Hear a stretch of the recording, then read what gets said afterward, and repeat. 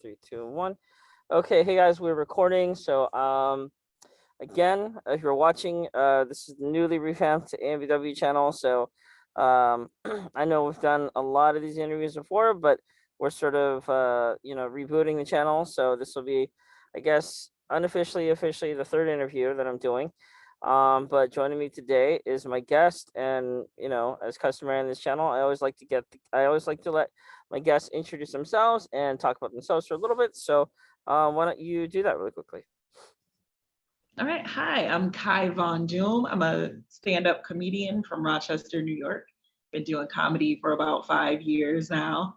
So I guess that's the quick and dirty introduction. Okay, that's very interesting. I really like your last name, by the way. It's very much. I've been reading your Facebook posts as well. I think we're friends on Facebook. So, I'm assuming, are you into Marvel at all? Are you into comics and stuff like that? Really? Yes. So yeah, obviously Doctor Doom is pretty much my favorite villain. Yeah, absolutely. Yeah, I completely agree. Completely agree. That's why I got excited when I read your name there. Okay, well, so obviously we'll jump right into it. Everyone, again, if you're watching, thank you very much. Like the video, comment, subscribe, all that stuff. And so I'll start off by, well, I had a first question, but then you sort of brought up a different topic that I want to touch on. So you are a stand-up comedian, and so for everyone at home obviously knows what stand-up comedians are and all that stuff. But why don't you tell us a little bit about what that experience is like for you? Like, you know what I mean? For instance, I mean, I don't know if there are any people watching right now who might be interested in doing that themselves down the line, right? Like, what is that experience like for you, and how difficult is it, for you to sort of, break into that and to sort of, maintain that, I guess, you know what I mean? Because I imagine it's not always as easy as people say it is.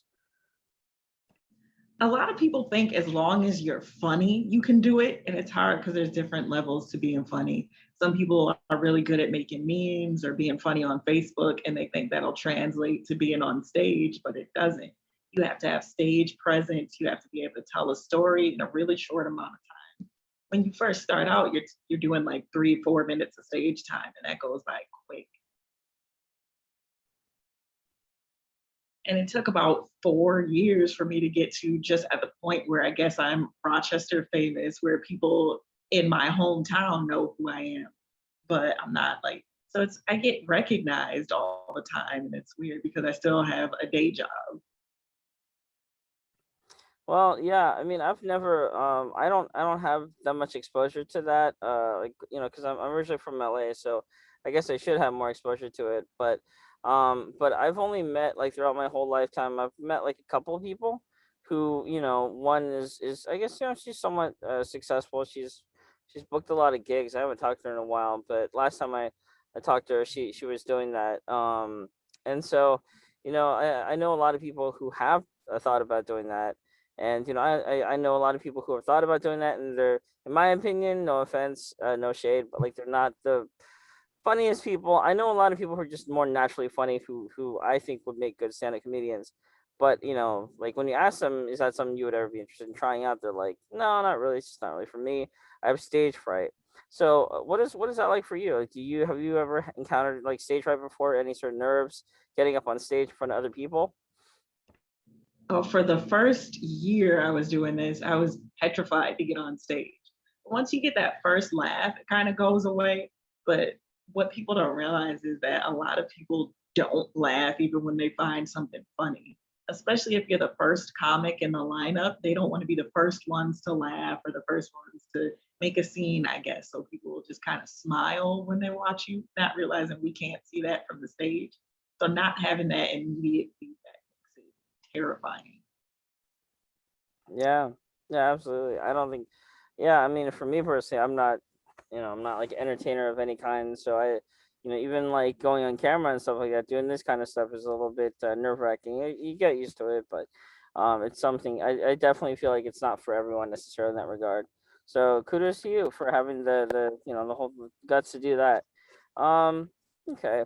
Well, sort of like shifting gears now, I wanted to talk to you about, I guess the topic of this channel, which is AMW, which stands for Asian Men, Black Women, and sort of that whole sort of swirl kind of, interracial dating kind of pairing. I don't know. Obviously, this is the first time that we've ever talked, so I don't know anything about you, complete strangers and all that stuff. So it goes without saying that I don't know anything about your love life and all that stuff. But on that note, whether you're single or not single, have you ever? What is your experience like, dating and have you? Do you have any experience, whether AMBW or dating outside your race? Yeah, so because I'm into a lot of different genres of music and just different things in general, I tend to I'm not gonna say I'm not around a lot of black men, but like I went to a college that was mostly white and Asian, and then I go to a lot of rock concerts and a lot of comic cons, anime cons. So I tend to be like my dating pool tends to be white men and Asian men for the most part. So I've kind of dated everyone.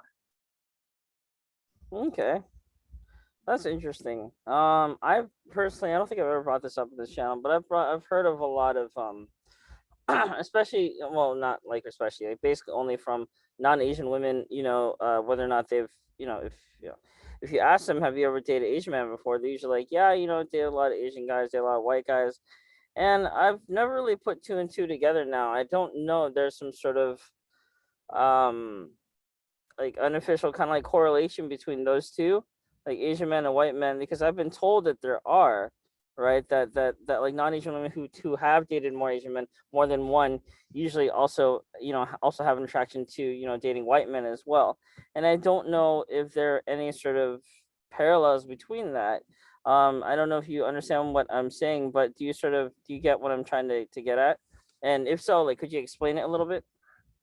Yeah, I've thought about it a lot, and I think what it is a lot of black women, especially when it comes to women of color, we really have it drilled into our minds that we need to date other black people. And so I think once you date outside of your race for the first time, you're like, okay, well, there's this whole world out here. We could date anybody. So the first time you date like an Asian man, like your next boyfriend might be a white boy, or you just like realize that there's more out there than just black men. Yeah, that's interesting. Um, Yeah. I guess like for Asian guys it's kind of similar, like we're told you're raised to okay, especially in like very more traditional conservative Asian households. They're told to obviously go marry an Asian woman and start a family and all that stuff. And that's very very common. My family not necessarily like that. They're a little bit more open-minded. But I feel like a lot of families in general, especially Asian families, are very much like that. So I definitely can, definitely can relate to that and somewhat. But no, I mean, I feel like, yeah, I think it's great. I think people should date outside their race, but I mean, specifically what I want to say is that, like, I feel like, part of what this channel stands for, not just the MBW, it doesn't just stand for, like promoting, oh, like, PDA or, love or whatever. Like, I think it's more than that, you know what I mean? It's sort of trying to shed light on the fact that what I mean, like Asian men and black women, and as well, they don't get a whole lot of attention when it comes to sort of like dating, right? And Yeah. so I feel like some people have gotten it twisted. When you say AMBW, I'm not just saying just pair any two random races together. It's just the fact that there is sort of this I don't want to put all the attention on the media, but but the media doesn't do a good job of how it portrays us, right, and how it portrays minorities, especially them. And if you're not a white man, you know what I mean. Like typically, how I see it is, because I work in TV news and broadcast, and so how I see it is like every day you see just like white men with non-white women, right, and that's Hollywood's definition of being diverse, right? Dating outside your race is only white man with ex female, and you never see, like, you might see like a black guy, right, with like a white girl, right, or anything like that. But those are basically the two main pairings, right? It's very literally Yeah. just black and white. And so and that's Hollywood. I mean, it's 2022 now, and so Hollywood is just decades behind. They have a lot of catching up to do. But no, I mean, like for me, I'm definitely glad to hear that you have dated outside race before, and especially that you've dated Asian men before. So for you, so what I mean, like, again, we don't try to put anything on a pedestal or make anything like it's not in this channel. But like for you, what were those experiences like for you? Especially with Asian men. Like, would you say that you had more positive, negative experiences? And sort of, yeah, what was that like? I definitely say it's been overall positive for me because with dating a white man, it's like you have a cultural barrier, but you also have the fact that they're more privileged and haven't been through certain things. Whereas if I'm with an Asian man, they have experiences where they might also have immigrant parents or they might also have like certain traditions that are similar to mine. So we could like kind of bond over that, but at the same time learn more about each other's cultures. So it's more of a sharing of cultures rather than one person being privileged over the other. Yeah, yeah, absolutely. And I just had a question also, and I've never this is a really question that I've kind of had in my mind, but never really knew how to ask. So, let's say like right, like for instance, in the past when you were with, you know, whether you were dating Asian guy or white guy, did you find that there was any sort of difference in how people treated you? If you were, walking, if you were seen with a white man as opposed to seeing with, an Asian man, like, was there any sort of difference in that, like how people, viewed that or treated you as a result of that? Yeah, I'd say it depends on who I'm around. Like if I'm around black men, I think they're more, I guess, offended by me dating white men. But with black women, they're kind of a lot of them are confused when I'm with an Asian man. They're like, "Oh, I never thought of that. I never really knew that was an option."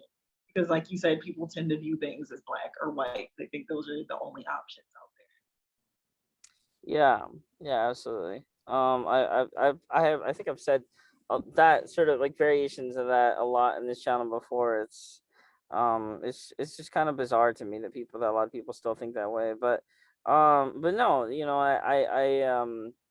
I mean, yeah, like I said, I think it's great. I have not only from yourself, I've also talked to Hispanic women who have told me that they themselves are, didn't even really consider Asian men as an option. I've also talked to other white women and black women about that. They've said the same thing, and like I just said to you, like it's kind of sad that we're 2022 and people still think that way.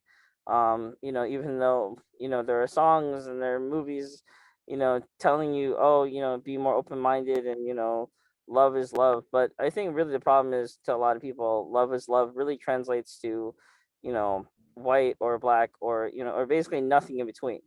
You know what I mean? And that's it's kind of sad. Like it's just really sad. But okay, so yeah, just a couple more questions. What was I gonna say? Uh, I mean, what am I trying to say?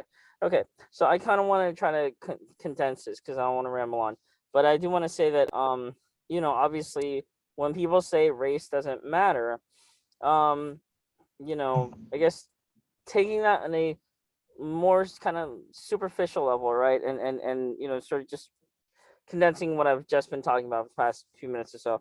You know what I mean? Love is love, but people still kind of stick to their own comfort zones. Like I feel like that phrase "love is love" is kind of bullshit nowadays. You know what I mean? Because I feel like most of the time, most people, not everybody, but most people date for the wrong reasons, right? Like they date because they view that person, you know, um, maybe is more physically attractive due to, I don't know, some sort of physical trait, whether it's the color of their skin, right, or their height or anything like that. And I feel like very few times people actually get it right. In my opinion, the couples that I know, I'm not just trying to sound biased or anything, but I'm being honest. The couples that I know specifically that deal with, interracial dating between Asian men and ex female, the couples that I know are usually that have been married or been together since like high school or college are usually the same people that I've known that are like Asian man. It's like a friend of mine is like an Asian man with like a non-Asian female, right? And then the there. couples that have been divorced or been through toxic relationships, it's gonna sound bad. I don't really care. Usually, usually white men with non-white female, you know, and and what I want to see more of is Asian men with ex-female. You know what I mean? But like I said, that's not as popular as common as. Basically, I'm sort of rambling on. Basically, my point is, my question to you is this: like, what do you think, in your opinion, right, when you say like ask if someone asks you like, okay, like what is love to you, or what does love is love mean to you, right? Like what does that ultimately mean to you? Just on a completely honest, transparent level, like what does that saying mean to you? Yeah, unfortunately, it's hard to get past physical appearances or superficial things like money and all of that. But I think once you get past that, and you have to be open to getting past that, like it's hard to say we can't consider physical attraction at all because that's not the society we're raised in. But you have to learn to see past certain things. Like if you're taught to only date within your own race, and you meet someone who isn't and you happen to get along with them, you have to like constantly teach yourself to see past that and like learn to be less superficial, learn to be open to new experiences. So I think it's just like having that openness in your heart, even if you have some initial resistance, learning to say, okay, I think this is what's best with me. I'm going to follow my heart instead of following that initial resistance. That's what it means to And just one last question. Do you think that going back to subtopic, women who, did not even consider Asian men as a dating option, do you find that that is um more of a reflection of sort of, I'm just gonna say it, how ignorant a person might be, or maybe how much influence they've had from other outside sources like this media or their friends or family or anything like that? Like how much, what do you think like that, that really sort of shows, in terms of, yeah, like a person? I think it is too much outside influence because a lot of people they date to try to impress their friends or family. Because I've known so many girls who will be like, "Oh, I'm really into this guy," and then when they're going to show pictures, they're like, "Well, he looks better in person," and then they start making all these excuses instead of just being like, "This is the person who I find attractive or who I'm into." Me personally, being a comedian, I've seen a lot of because like that's what we do. We make jokes, we crack jokes on each other. So a lot of people, if I did bring an Asian guy around, they would make little jokes about it, whether it's like just a joke about me being in an interracial relationship or a joke about being with an Asian man. And sometimes the jokes are a little racist, but that's just what they do is all these white guys in the comedy scene. So if I cared what they thought, then I wouldn't, go for certain things. But I have to learn to stand on my own 2 feet and not think so much about what others think of Yeah, no, 100%. Yeah, that's very well said. Very well said. I 100% agree, and we will also see what people who watch this video think of it as well afterwards. So, but on that note, I'll let you go. But I want to thank you. I know you're very busy and all this stuff, but well, thank you for taking the time to talk with me today. And oh, obviously, you being a comedian and all that stuff. Do you have social media? People want to follow you, all that stuff. Where can people find you? Yep, I'm on Facebook at Kai Von Doom Comedy. It's Von Doom, just like Dr. Doom from the comics, and Kai, Kai, and Instagram, Kai underscore Von Doom. I'm on mute. Okay. Well, no, perfect. Well, thank you again. Everyone watching at home, if you are not subscribed, please subscribe to this channel. Hit the subscribe button. Hit that, smash that like button. Like everyone says, I hate jumping on the bandwagon, but it's true. Hit the like button. Everything like that. There will be more videos coming from the newly revamped AMW channel. Again, to my guest, thank you very much for speaking with us today. And yeah, so everyone, until next time, take care. And to my guests, see you later. And guys, see you later. So, bye bye.